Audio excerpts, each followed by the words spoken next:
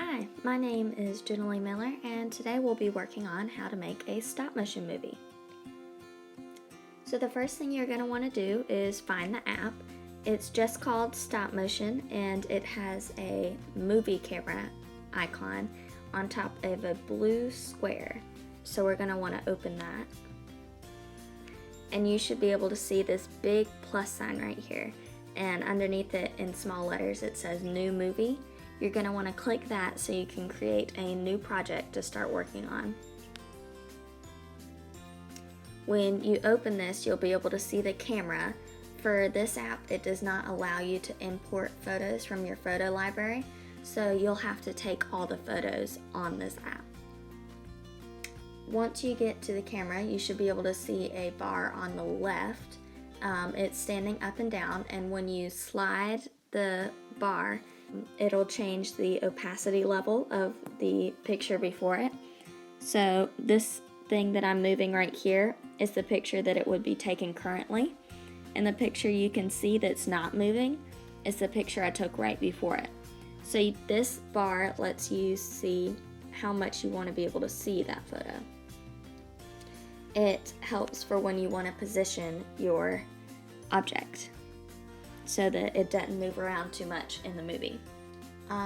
So you should always try to have a clear working space. There shouldn't be a lot of things in the background that aren't supposed to be there or aren't a part of your story. Just because it makes it look better. If something was in the background and then disappeared, it wouldn't look right.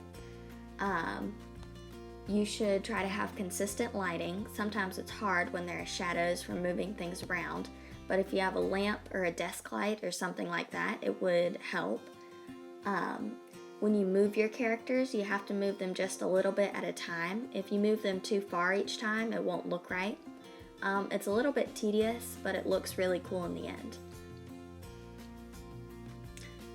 So now that you've taken a few of your photos, you can go out of the camera part of the app, and at the bottom of the page you can see all of your photos that you've taken right here.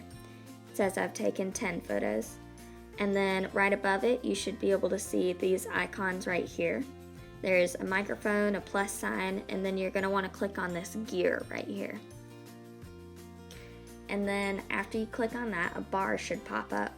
And on this bar there are more icons at the top, and you're going to want to click on this one that I have already clicked on that looks like a speed dial. This can help. This determines the number of frames per second. So when you see this little number line, you're going to want to line up. I usually like doing 5 frames per second. So you're going to want to line up this little yellow line with the 5.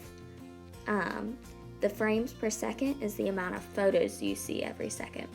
So if your character is moving a little, like a teeny tiny bit in each photo, then you're gonna want to do more frames per second. But mine, I'm just gonna go with 5. There is no way to add in music or text on these videos unless you were to handwrite the text and add it into these photos. If you hit the back arrow, it takes you back to your video library right here, and you click the select button at the very top, and you're able to select your video, and then you're going to want to click this square with an arrow in it, and you can click export movie, and there are all these other choices, but export movie, and then you're going to want to click save video, and then you can add it into iMovie or any other video editing app if you wanted to add music and text or voiceover or anything like that. But we're going to go back into our movie, and then right here you see our red video camera button, and underneath it there's a triangle, and then right underneath it there should be an icon with a bunch of different lines and bars.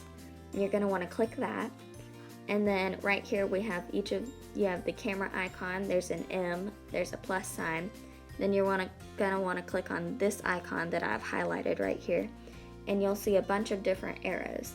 And these arrows basically just control your camera angles. So you can turn it upside down, you can switch it horizontally, and this just helps you with your camera angles, so if you took it backwards, you'd be able to fix it.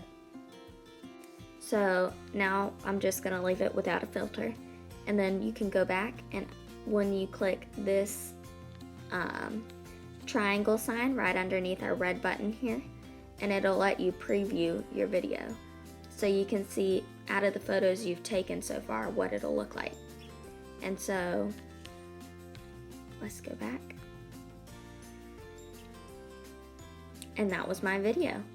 I hope y'all had fun and learned a lot from this video, and have fun making your own. Thanks.